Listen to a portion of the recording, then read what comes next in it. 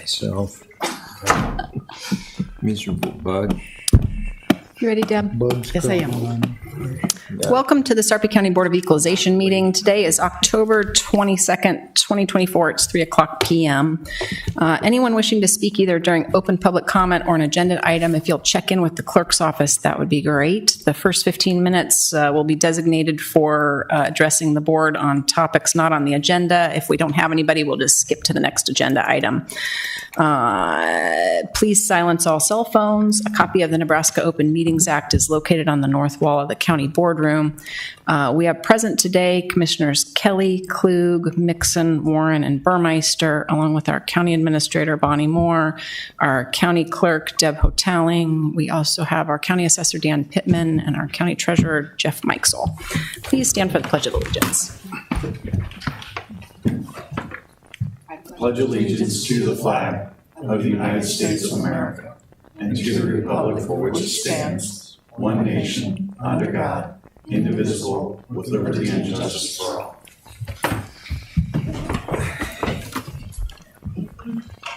Item number 4 is public comment. Do we have anyone, Deb? No, we do not. Okay, so we'll move on to number 5, the consent equalization agenda. Would anyone like to see any items removed, or if not, a motion to approve? Motion to approve. Second. Motion to approve by Commissioner Warren, second by Commissioner Klug. Any discussion? Please vote. Ayes 5, nays none, motion carries. Item number 6.1 is a public hearing, real property exemption review hearing, parcel number 011591994, Dan Pittman, Assessor.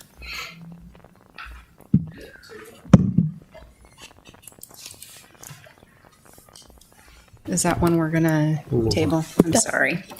I should just catch up to the note that you gave me. So we're going to, I'd like to move to table that item to November 5th.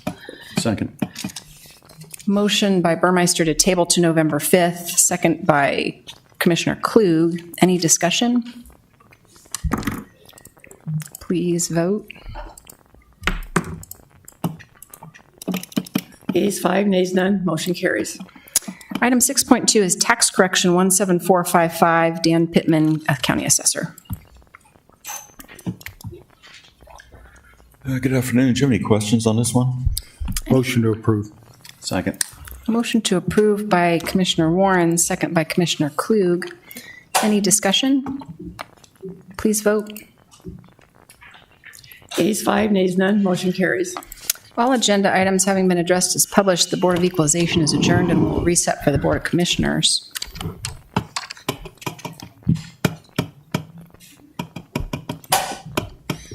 Okay.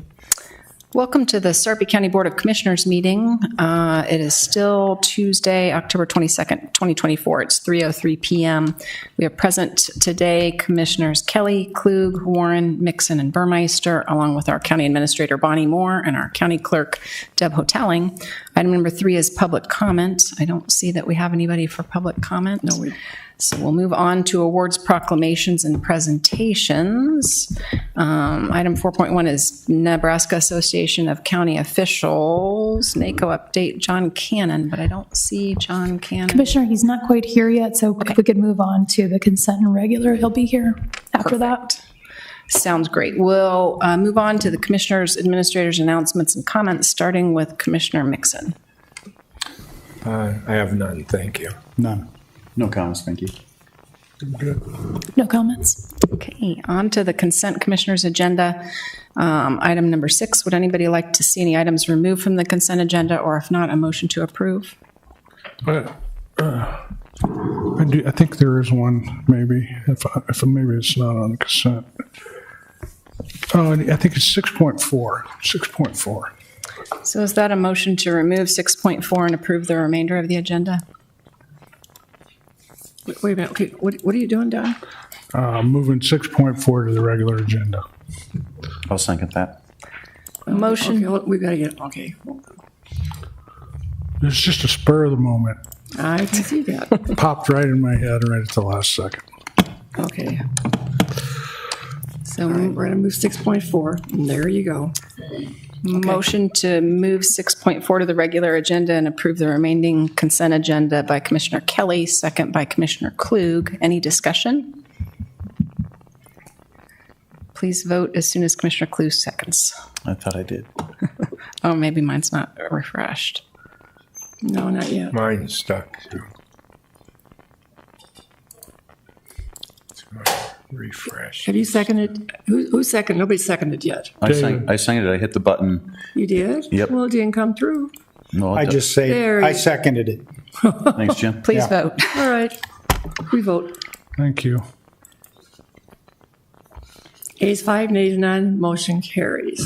Item 6.4 is Resolution 2024-300, Land Use Agreement with Kevin and Sharon Kudlacek, made in consideration of the removal of the original farm dwelling and construction of a new single-family dwelling at the property addressed 17709 Buffalo Road and legally described as Tax Lot 1 in Section 4, Township 12N, Range 11E of the 6th PM, Sarpy County, Nebraska.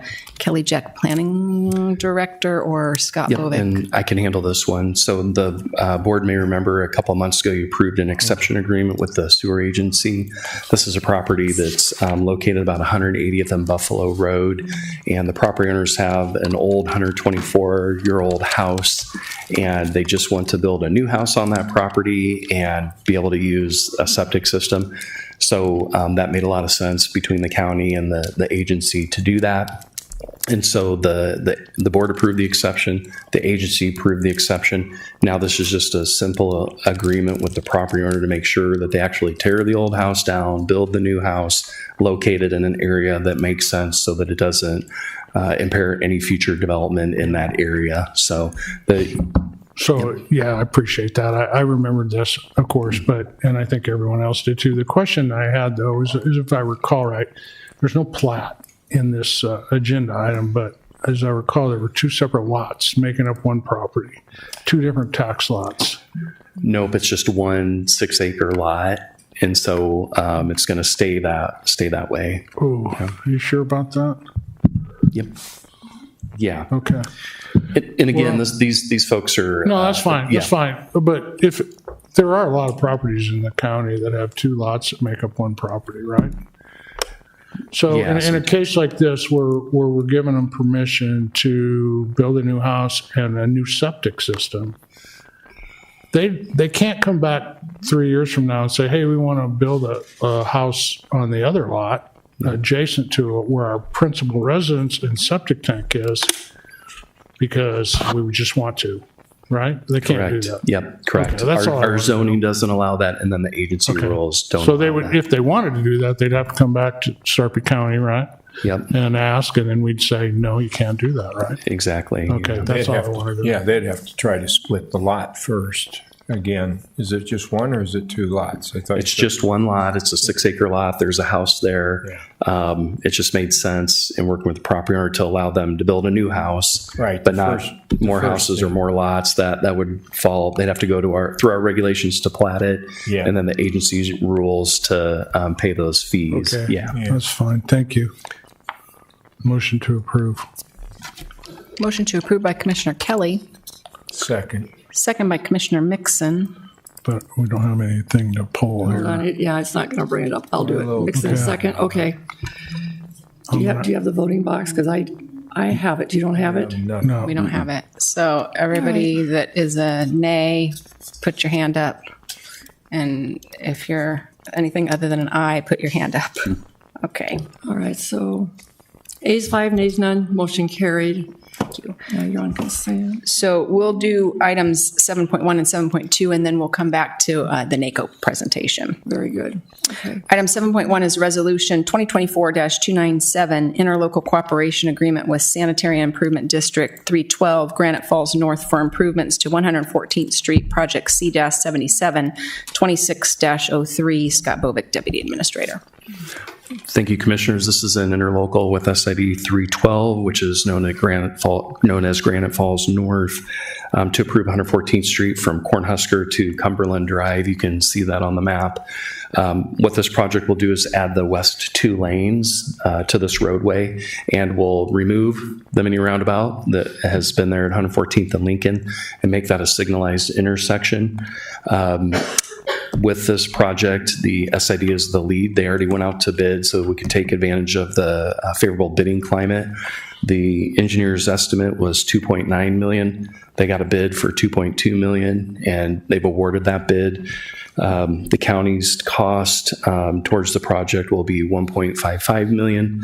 But as you can see from this map, those properties that are on the west side of 114th Street, when they develop, the county's investment will be fully repaid. And this project is supposed to start in the spring. They obviously got to be concerned about school traffic in the area. But since it's adding 2 lanes to the existing 2 lanes, they'll be able to do a lot of the construction without closing the road down or the intersection. That will happen at some point to do the intersection, but it should be fairly low inconvenience to the neighborhood. That, happy to answer any questions you have. Questions for Scott? Just a point I'd like to make on this particular project. I mean, nothing's changed since we approved the roundabout out there currently, right? Correct? I mean, there's no new houses out there. There's some plowing going on, but nothing's changed. So at the time, I was against the roundabout because they said, if it's going to be a future 4-way stop, let's put the 4-way stop in. And now, fast forward a year, and we're putting a 4-way stop in at additional cost to the taxpayer, and we could have just done it. When was that, 2 years ago? It's a little more than that. Yeah, whenever. But because it certainly isn't meeting the warrants now for a stoplight. It will someday, but it wasn't meeting them 2 years ago. So those are the kind of things I think we need to think outside the box a little bit here. Because this is, we spent a lot of money on that roundabout. It wasn't as much as a signalized intersection, but it was pretty good chunk of change. And it would have been nice just to put the stoplight in right then because we knew the growth was coming anyway. So not your fault. I mean, I'm not scolding you. But I think as a board, we need to kind of think these things through and see if there's, ways we can find efficiency and save money for the taxpayers, and improve safety at the same time. I think that's a win-win-win. So. Yeah, and just a little bit of history on that, Commissioner. So a 4-way stop was warranted there, but the county engineer didn't want to implement a 4-way stop because there'd be a lot of stacking from northbound traffic on 114th Street. And so the solution became the mini roundabout. And I think the cost all in was about $150,000. And we knew it was temporary, and it had to be temporary because it was the I guess, best decision at the time. Once we did that project, I just thought there's got to be something more going on here. And so I met with the city of Papillion, I met with SID 312 and discovered then that SID 312 actually was responsible for building 114th Street and this intersection. And so working with them, letting them know we needed to fast track this, get this project going, they were able to go ahead and put this project together and get it going. So, yeah, so we're there. It's time to get it in. We'll put all the signalization stuff in. Whether it meets warrants or not, I don't know. Likely will because of the increased traffic. But appreciate the comments, and should be a good project. Yeah, my only concern, Scott, on this is there's only 3 blocks, not even, maybe 2. So traffic's definitely going to stack up. Okay, it's going to stack up unless we have some thoughtful planning on how those lights change and go back and forth, because you're basically only 2 blocks from Highway 370 and probably a block and a half from a major commercial area, Cumberland Drive. And that 114th Street's getting a lot of traffic anyway. It's going north-south. Yeah. A lot of commercial vehicles from the industrial area just to the northwest. So we're going to have to put some thought into that, because otherwise we're going to see some significant stacking, especially during school year. I think, and I'll share those comments with the county engineer. I also know that SID 312, Jerry Torzon and his firm ENA, they're responsible to continue to manage and observe counts there. So it'll be a partnership. And then obviously Papillion has a vested interest as well. So I think get this project in, everybody keep an eye on it, make sure that, traffic's flowing and all that other road network is being utilized. Yeah, I mean, we're really going to have to think that through, because Cumberland Drive is getting a lot of traffic. And when 114th Street becomes a 4-lane, that's going to be like a Frogger intersection, if you're trying to go south or you're turning across to the east. So we're going to have to look at that because that's going to be a really significant area of congestion moving forward. Sounds good. Any other questions? Motion to approve. Second. Motion to approve by Commissioner Warren, second by Commissioner Klug. Any discussion? Please vote. Ayes 5, nays none, motion carries. Item 7.2 is Resolution 2024-303, electronic acceptance of the Department of Justice Award and other related documents for the Office on Violence Against Women, grant funding in the amount of $500,000 for the Sarpy County Sheriff's Office Cyber Crimes Coordinated Community Response Program. Greg London, Chief Deputy, although we have Kyle Persifeld instead today. Hello, Board. Kyle Purcell with the Sheriff's Office. This is just approving the award that was given by the Office of Violence Against Women with the Department of Justice that we submitted for a few months ago that we came before the board about. We got the grant, and we're happy to start working with UNO and Heartland Family Service on creating the training and getting some of the equipment in place to execute this. I'd be happy to answer any questions. First year grant? First time we've received this grant? Correct, yes, and it's a 3-year grant, so the $500,000 goes over the 3 years. Okay. Motion to approve. Second. Motion to approve by Commissioner Kelly, second by Commissioner Mixon. Any discussion? Sorry, Gary. Somebody seconded. Okay. Please vote. Ayes 5, nays none, motion carries. Great, thank you. I think we'll recess out of the Board of Commissioners so that we can do the executive session at the end. Angie, the NACO Just update. go. Oh, I'm sorry. I'm sorry, John. Before I said that, John comes up, and then- if I can have a moment for a comment. I forgot all about early on. Somebody's last week for the county, Kayla, as your favorite commissioner. I just wanted to say how much you're going to be missed. Yep. Good luck, Kayla. Are you leaving? Oh, I knew that. Congratulations on your new position. Item 4.1 is Nebraska Association of County Officials NACO update. John Cannon, NACO Executive Director. Yeah, hi, good afternoon, everyone. Appreciate the opportunity to be here and visit with you all. I have to mention, by the way, I used to live in Sarpy County when I was a little kid. My parents were stationed at Offutt, and I attended Carriage Hill Elementary, and I had absolutely no idea that was right next to the administrative building, and that just blew my mind. So I was driving through I texted Bonnie. I'm like, I'm driving through my old neighborhood. I'm like, and here we are. So that was awesome. But again, John, sir, I think this was a cornfield and gravel roads when you were in grade school. I wasn't going to mention that, Don, but. Anyway, again, I'm John Cannon. I'm the executive director of your Nebraska Association of County Officials, and I really want to stress that part. It is your association. We are here for the sake of the counties, and so if there is anything that we're supposed to be doing, that's on me for us to provide the service, the resources, or whatever it is that you need as a county, and that applies to counties big and small. And there are things that we do for Sarpy as gladly as we do for McPherson County, population 399, in case you didn't know. So a couple of just very administrative things I'll mention. If you have the NACO directory and you're trying to get a hold of somebody at the office, you have to add a 1. We got a new phone system in the last few weeks, so there's that. And then also, I did want to mention, as far as resources that we have, the building that we have in Lincoln is available for your use, and that's a building that is owned by all the counties.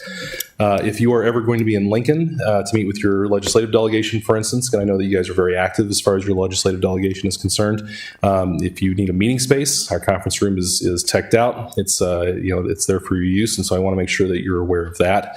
If you're ever in Ogallala, we just opened a new building there. If you're ever in Ogallala and you have county business, I'm very curious what that is, but we're happy to accommodate you as well. And so just a mention on the building that we built out in Ogallala, that is also a building that's owned by all the counties. There's a lot of questions as to why we felt the need to do that. And again, we represent all 93 counties. When you look at the population of the state, everyone knows that it tilts toward the east. When you look at the population of county officials, however, if you draw the imaginary north-south line from Cozad, which is roughly in the center of the state, about 40% of our county officials live west of there. That's because every county has an assessor, clerk, treasurer, attorney, sheriff, board members. And so our population is more evenly geographically distributed. And so it was for that reason that we said if we're going to project our resources more efficiently, being in Lincoln, we can't just stay in Lincoln. We have to be in Lincoln because of the big giant building that's there. So that was the reasoning behind that. And we just opened that building a couple weeks ago. It's a beautiful facility, almost as nice as the building in Lincoln, almost as nice as this building. This is a beautiful facility as well. I always feel like I'm in church when I come up here. It's like going to confession or something. But with that building out in Ogallala, we've got some staff that are out there. We have a benefit specialist that sells our insurance products. We've got an office clerk. We've got an events coordinator that's out there as well. We've leased space to the Attorney General, Zell Human Resources Company, and Next Era Energy Company. So that building is full, and we didn't build a building to have it sit idle. John, the main question is that building cash flowing? It is already. As a matter of fact, the Secretary of State is holding his 3rd Congressional District hearings on the ballot petitions that are on the ballot out there, and we told him we're going to charge him double, and he didn't seem to mind because he was a little bit desperate.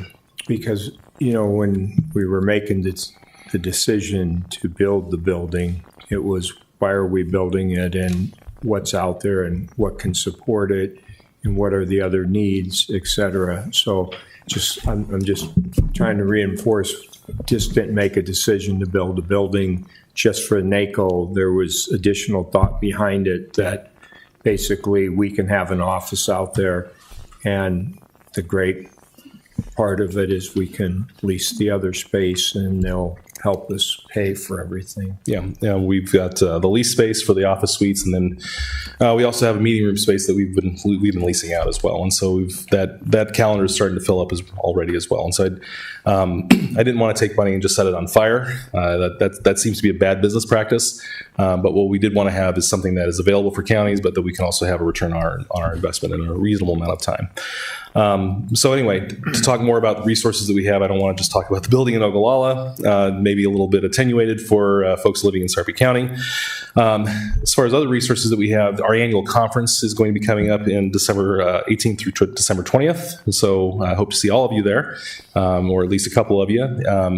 It's a lot of information that we put out there. We have some really good speakers, information regarding ARPA, Open Meetings Act, legislation, how we're going to deal with caps, for instance. And so there's just a lot of really good, vital information at that annual conference. We have our new board member orientation after the first of the year. I don't have a date set for that. And then we also have a county board chair workshop in Kearney on February 14th. Love will be in the air, apparently. So we're looking forward to that one as well.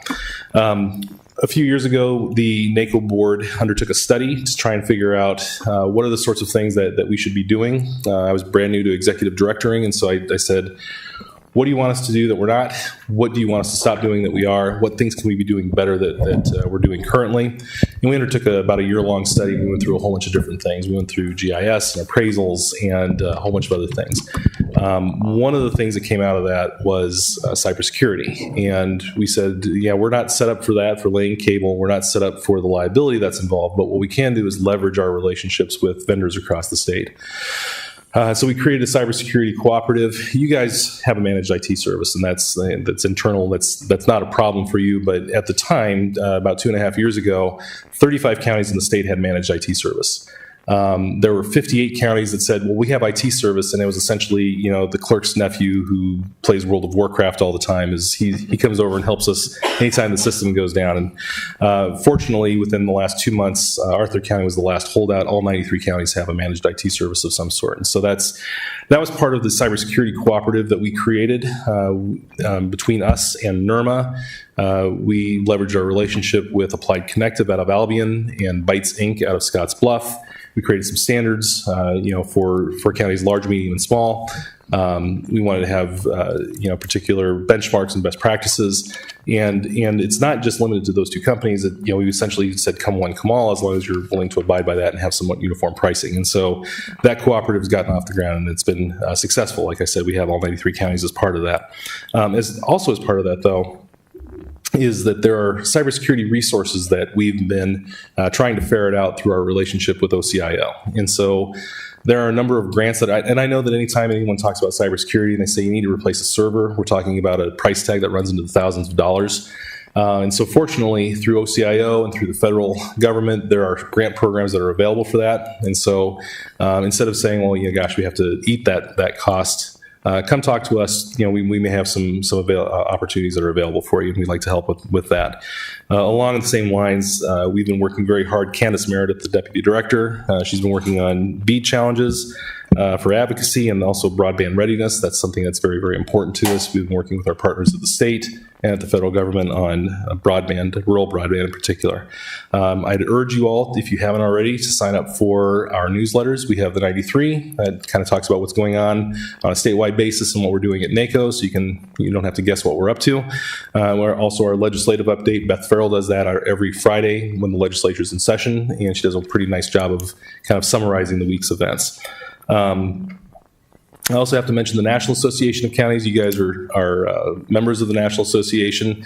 Take advantage of their programs. They have excellent conferences across the country. They were just in Tampa, Florida for their annual conference in July. It rained every day, but we didn't have any hurricanes, so that was cool. But again, much like our annual conference, there's a lot of very actionable items that you can really bring back to Sarpy County that are going to be helpful. And they have the large urban county caucus. They also have the rural action caucus. And so depending on which sort of items that you wanted to look at, probably luck is where you'd want to go. But I'd urge you all to at least once, send 1 or 2 or 3 people from Sarpy County down to the National Association's annual conference. And they're not paying me to be here, but I will mention that they were one of the people that were at the table when it came to ARPA. When the CARES Act first came out, everyone said, well, this is going to be money that's going to be distributed to the state, and the state's supposed to push that down to the locals with no strings attached. Every state attached strings, not just ours.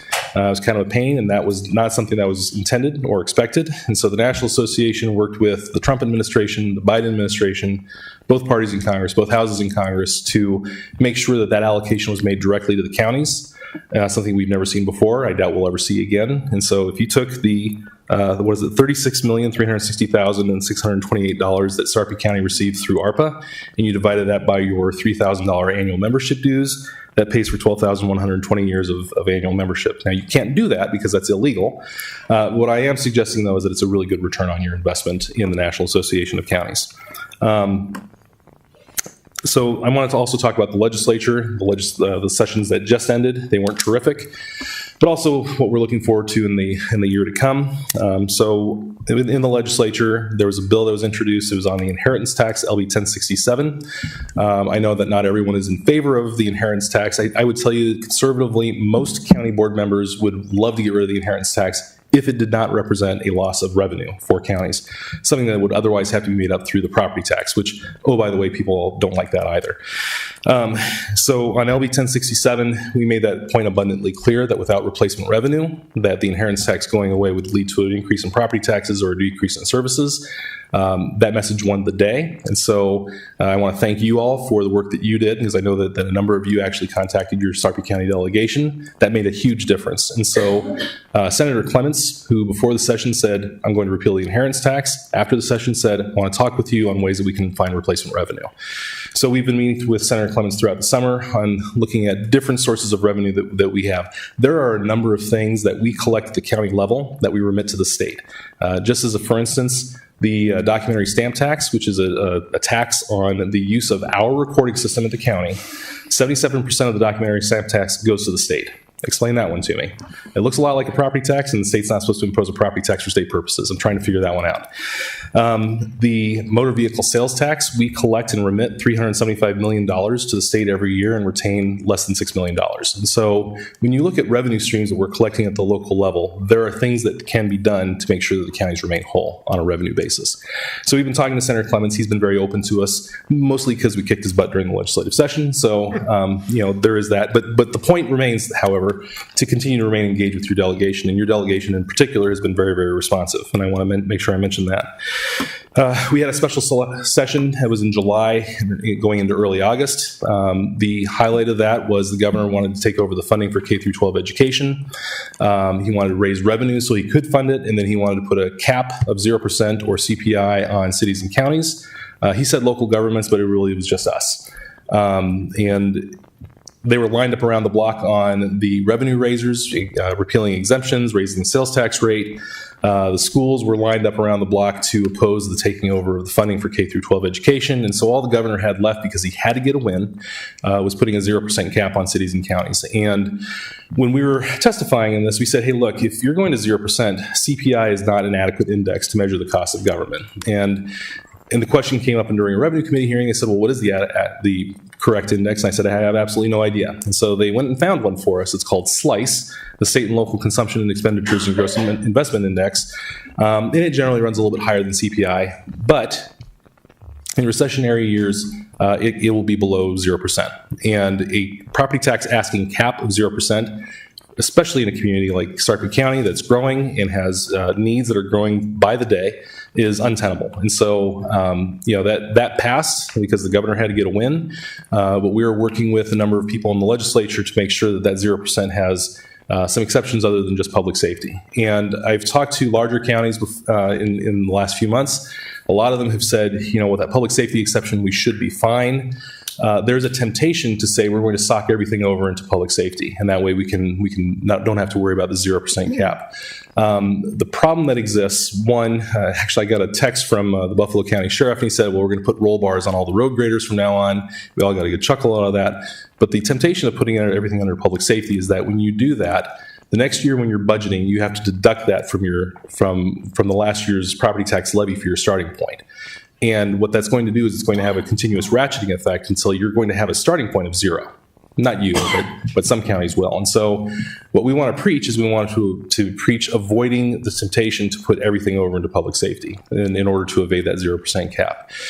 We're going to talk to the governor's office and a number of other folks about how we can structure this more effectively for counties. And so that's coming up. Again, I implore you, please talk to your Sarpy County delegation. That's very, very important. And again, I'll talk about advocacy with senators. The reason I was just a minute late, I was a minute late, Bonnie. The reason I was a minute late is because I was having a meeting with Victor Roundtree. I've met with Felix Ungerman. I've met with all the folks except for Bob Anderson. I've met with everyone that's running in Sarpy County and most of the districts across the state. That is really important. And the reason it's important is because I might be the most charming individual in the world, which I'm not, I know. But what I can tell you is that they will listen to you because collectively you've received more votes than any person that's in the legislature. And that is a very big deal because your voters are their voters. And so when it comes to what is going to be effective for my voters, they're going to listen to you first and foremost. And so anytime I've talked to anybody that's in the Sarpy County delegation and they've said, I've already talked to Dave, I've already talked to Don, I've already talked to Angie, I know that conversation is going to go very, very well because you guys are very, very good at what you do. And you know what the community wants. So please keep that up. Please continue that outreach for not just the people that are in the legislature, but also the candidates. I know we've only got 2 weeks and thank goodness the shouting will all be over. But please continue doing that because it is that important. Just a couple of things I do want to mention that were passed in the legislative session. I didn't want to take up too much time. I apologize. LB 43, that changes the Open Meetings Act and as well as the Public Records Law. For the Open Meetings Act, the public has to be allowed to speak at all meetings, not just once every so often, which was kind of a weird interpretation the Attorney General had at one point. And then also for public records requests, we have to provide 8 hours of research for free to residents and the media. Anyone that's a non-resident, go ahead and charge them whatever you want. LB 938, it amended the County Purchasing Act. So the threshold for bids is going to be on January 1st. It's going to be $70,000 instead of $50,000. And all the other thresholds below that are going to be commensurately reduced. And then, and I've already talked about LB 34. I said a lot. I talked very quickly. I apologize. I didn't want to take up too much of your time. I'm happy to take any questions you may have. Questions for John? You're selling yourself short on charm. You got a lot more charm than when you worked for the revenue department. Well, that's a very low bar, Jim. It seems like the conversations about fixing some things, people are receptive to that conversation, or? They have, and I think there's a recognition that and I don't want to cast aspersions. I mean, the people that were involved in the special session, the governor's office, his team, and everyone in the legislature, they're all very well intended. I mean, everyone recognizes that property taxes are an issue in the state of Nebraska. The problem is that when you do something in a rushed environment like that, you tend to get rushed policies, and those aren't always going to work very well. And when you have a political football such as K through 12 education funding and repealing exemptions for sales taxes, and all that you're left with is putting a cap on cities and counties, you're going to take whatever you can get. And so the structure of LB 34 is not great. There's a provision in there where you could, in theory, take your prior year's property tax request and multiply it by 0. That's a problem. And so we need to fix that at the very least. There's a number of other things for transitioning from the lit unrestricted funds, which we had, to a property tax cap, which we now have, that we need to work through because there is an inadequate transition for that. So there's been reception to that. We've had conversations with Senator Von Gillern. He has said, I don't want anything major for property taxes. I don't want to quote him, but here we are in a public meeting. But he is open to the fact that there are going to need to be tweaks. I think there's a recognition, even in the governor's office, that there need to be tweaks to LB 34. So that's what we're going to continue to work on. Okay, great. Any other questions for John? Just a comment, John. Sir. I've been biting my lip here, but we kind of, at least I do, I resent the 50-mile screwdriver we get from the legislature. There's maybe like 2 or 3 people I can recall that have any county government experience. And for them to sit down there and strap us at 0% when they don't even know how we provide services is a huge disservice. And so if you're going to advocate on behalf of the counties, that's the message I would carry. We don't go down there. Well, we go down there and lobby, or we go down and testify for changes in law or statute that we think will benefit our constituents, but we don't tell them how to do their job. We've never done that. And to me, this is just a slap in the face, and it's disingenuous as all get out to have campaign, to now see all these guys telling everybody what tax cutters are. They don't have a clue what they're talking about. They didn't cut anybody's taxes. Yeah. And I wish they would have all been sitting in the public hearing, 644, and listen to what the people of Sarpy County really think about property taxes. And they're not yelling at the county government. They're concerned about the schools, which take 60% of everybody's property tax dollar. So I appreciate they're trying to make improvements, but you don't get rid of 60 years of tax policy in a special session, because if you want it bad, you'll get it bad. And now we got it bad. I mean, at the end of the day, that statute they approved is not going to make any difference. And maybe I'll stand corrected, and but I don't know. Based on what I've read and seen, it just doesn't seem like it even came close to what the governor was trying to accomplish. Yeah, Don, you're right. Not even remotely to what the governor was trying to accomplish. And frankly, I would tell you that in those counties that are the largest counties in the state, and so Douglas, Lancaster, Sarpy, Buffalo, and Hall, I'd include them because they budget about the same as you guys do. I would suggest to you that property taxes are probably going to go up, and in large part because we have a public safety exception, which is a great thing. I mean, that's good that we're not going to touch law enforcement and firefighters. But by the way, it's going to be very, very hard not to run up the score on something like that. And then bonded indebtedness, you're going to see a lot of counties that have a need for capital improvements, because we had an exception under the lit unrestricted funds for capital improvements. We don't have that with the cap. You're going to see a lot of counties that need to do capital improvements. They're going to start bonding for their infrastructure. Yeah. And I'm not sure that's necessarily the wisest thing, because one of the things that I've been a personal proponent of for a long time is that counties, we pay as we go. We budget for what's in front of us for this year. We don't go out off into the future and say, well, we think we might need an extra few $1 million, in 2027. Now, because of the fact that we're going to have to anticipate when recessionary environments are, we're going to start bonding for things. We're going to budget for. We're not going to pay as we go. We're going to budget for things in the future. And I think that's going to ultimately lead to higher property taxes. But I could be wrong too. But I think you and I are of the same mind. I mean, it's a good perspective, but I'd probably sit on the other side of that argument. No risk, no reward. And I can't build Platteview Road as I go, because it'll take 180 years. Yeah. And we're going to need that expressway in 10 years.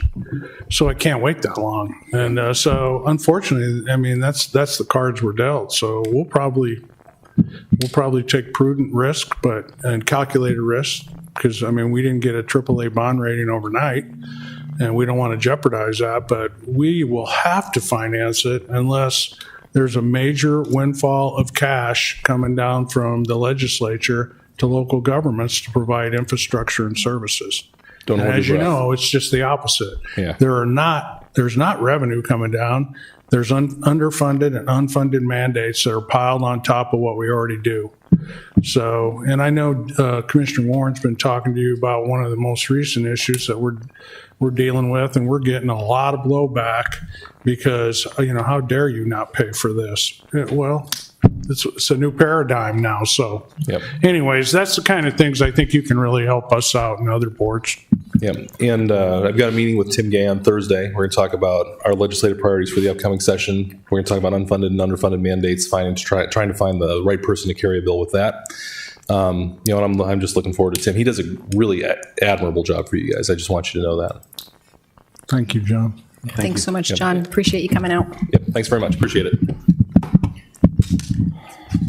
So now we're going to recess Recess. and go into the Board of Corrections for a minute. Okay, so let me get you a time. Jake Bensworth. Okay, so are you 341? Are you okay with that one? I'm sorry, say it again. 341. Oh, okay. So we recessed out of the Board of Commissioners at 3:41, and we'll call to order the Board of Corrections. We have present today Commissioners Kelly, Klug, Mixon, Warren, and Burmeister, along with our County Administrator Bonnie Moore and our County Clerk Deb Hotelling. We don't have anybody here for public comment, so now we're going to recess the Board of Corrections to October 29th after the Board of Commissioners meeting. Okay, hold on just a minute.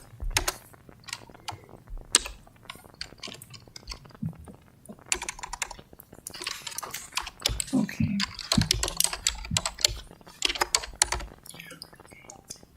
And so we'll do our update and our jail tour at that time. Okay, so now we're going back to 8.1, right? Exactly. Okay, I'm following you. Let's go. Perfect. Okay, so item 8.1 is collective bargaining executive session. For the protection of the public interest, I move that we go into executive session to discuss collective bargaining. Second. Motion by Commissioner Klug to go into executive session for collective bargaining, second by Commissioner Kelly. Any discussion? Wait a minute. Dave, did you motion? Yeah, and I've lost my screen, so. All right, okay, I don't, okay, who's second? Kelly, second. Kelly seconded? Okay. Thank Please you. vote. Do you have a please vote. screen now? Yes. Okay. Slow, but it's coming. Well, it's kind of like the rest of us, Okay, Mixon and Warren, are you A's? I guess, Jim, you're an A. All right, A's 5, nays none.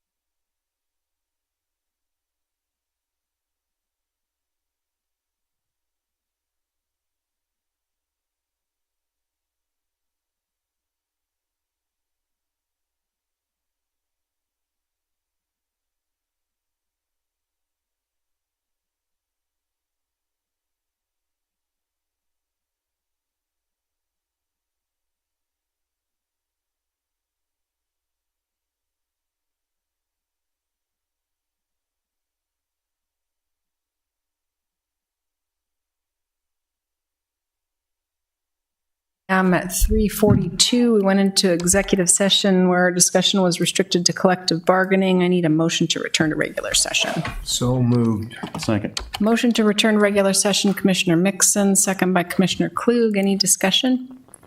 Please vote. Ayes 5, nays none. All agenda items having been addressed as published, the Board of Commissioners is adjourned. Very good.